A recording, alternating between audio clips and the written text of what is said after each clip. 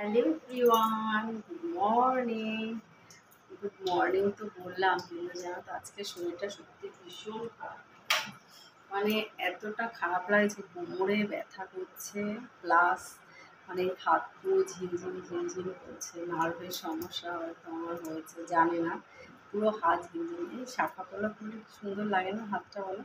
শুধু শাখা পলা করেছি, চুল করে গরমে না ভালো লাগছে না। কিন্তু এই হাতে দেখেছো না, বা হাতে কত কিছু করেছি।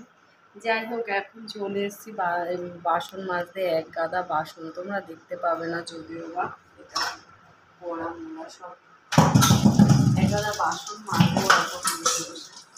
তোমরা তাই দেখো আর কি করবো। আজকে ইচ্ছে করছে না যে একটা কোনো লং ভিডিও করি, না তো।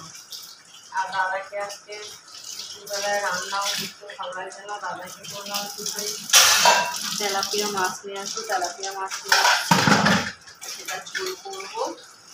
আর করবো হচ্ছে কি শাক বলে, ওটা একটা ভুলেও যাচ্ছে।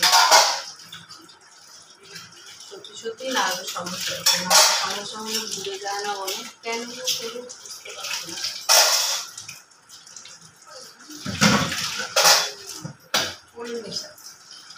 কলমি শাক করবো, আর তেলাপিয়া মাছ করবো, আর ঢেঁড়স ভাজা করবো, আর চাটনি আছে, টক দই আছে ফ্রিজে, তাহলে হয়ে গেল দুপুরের মেনু মোটামুটি। আর কালকে তো চিকেন এনেছিল, কালকে চিকেন করেছিলাম, যেহেতু জামাই ষষ্ঠী ছিল, তারপরে একটা রবিবার ছিল। আমি খাইনি, আমাদের জানো তো ষষ্ঠীতে কি, মানে আমার শ্বশুরবাড়িতে আজব নিয়ম, মানে ষষ্ঠীতে খাওয়া যাবে না, মানে মেয়েরা খাবে না, বাচ্চার মঙ্গলের জন্য মেয়েরা খাবে না, বুঝেছো? সেজন্য ষষ্ঠীতে খাওয়া যায় না। এই যে দাদা তেলাপিয়া মাছ নিয়ে এসেছিলাম, মাছটা ধোবো বলে বাসনগুলো আগে মাজলাম। আমি সব সিঙ্কেই করি, বুঝেছো? সেই কারণে তিনটে মাছ নিয়ে এসছে, তিনজন যেহেতু, রাতে চিকেন আছে আর একটুখানি মাটন আছে, তাই দিয়ে খাওয়া হবে রাতে। আর সেই কারণে, আর এখন আমি চা করেছি। একটা মজার ঘটনা, দাদার এক কলিগ দার্জিলিং গেছে, দার্জিলিং থেকে চা নিয়ে এসছে, দার্জিলিংয়ের চা।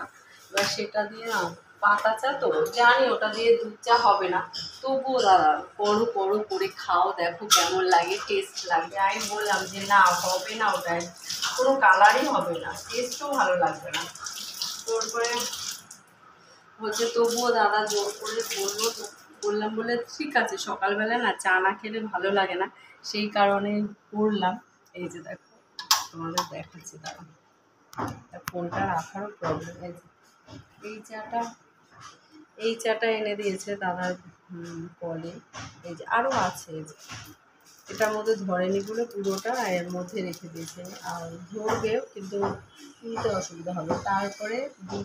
তারপরে চাটা ফুরিয়ে গেছিলো সকালে, বলতে একদম ভুলে গেছি দাদাকে, কালকে ফুরিয়ে গেছে, মানে বিকেলে ফুরিয়ে গেছে। দুপুরে যেহেতু চা করেছিলাম, দাদার চা না খেলে হয় না, তো এই চাটা করে এখন সেই চা করে রেখেছিলাম, দুধ চা তোমাদের দেখাতে পারলাম না, পুরো সাদা। তারপরে এখন দাদা চাটা নিয়ে আসলো, এই গুঁড়ো চা, তারপরে চা করেছে। এটা হচ্ছে এখন চা করেছি, চাটা খাবো।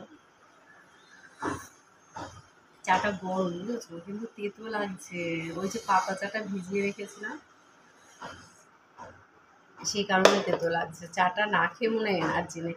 যাই হোক, আর বেশি কথা বলবো না। তোমরা সবাই ভালো থেকো, সাবধানে থেকো, আর আমার ভিডিও দেখো। যারা এখনো সাবস্ক্রাইব করোনি, তারা আমার চ্যানেলটাকে সাবস্ক্রাইব করে বেল আইকনটা অন করে রেখো, তাহলে আমি যখন লাইভে আসবো না, তোমরা জানতে পারবে, বুঝেছো? চুল দেখেছো আমার কি ছোটো ছোটো, বড় হয় না, কি করবো, আমার ছোট ছোট চুল বড়ই হতে চায় না, জানো না। তো একটু চুলটা ছেড়ে দিলাম, চুলটা বাঁধবো ভালো করে, সেই কারণে। চাটা খেয়ে একটু কাজ করবো, মাছটা ধুয়ে রাখবো, কারণ নাহলে দেরি হয়ে যাবে। যাই হোক, ভিডিওটা এখানে শেষ করছি, টাটা। সবাই ভালো থেকো, সাবধানে থেকো। কোমরের ব্যথাটা সেরে গেল তোমাদের জন্য, ভিডিও করলাম তাই।